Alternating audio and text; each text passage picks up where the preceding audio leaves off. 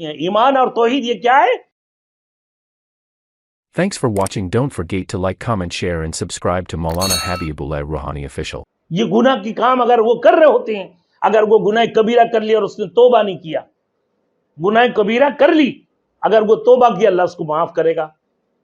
لیکن اس نے گناہ کبیرہ کر کے اس کو توبہ کی موقع نہ ملے، کیونکہ وہ گناہ کبیرہ کو گناہ کبیرہ ہی نہیں سمجھ رہے ہوتے ہیں، وہ شرک کو شرک ہی نہیں سمجھ رہے ہوتے ہیں، وہ بدعت کو بدعت ہی نہیں سمجھ رہے ہوتے ہیں، تو پھر وہ کہاں جا رہے ہوتے ہیں؟ وہ اندھیری کی طرف، ظلمت کی طرف جا رہے ہیں. اب ایمان توحید یہ روشنی ہے.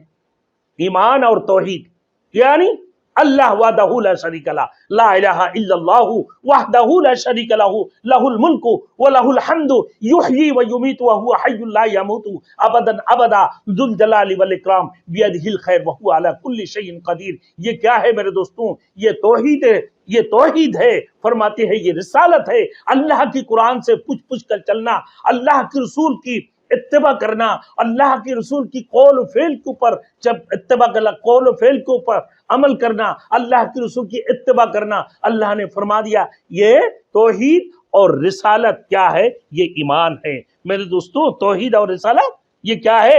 ایمان اور توحید یہ روشنی ہے. ایمان اور توحید یہ کیا ہے؟ روشنی ہے.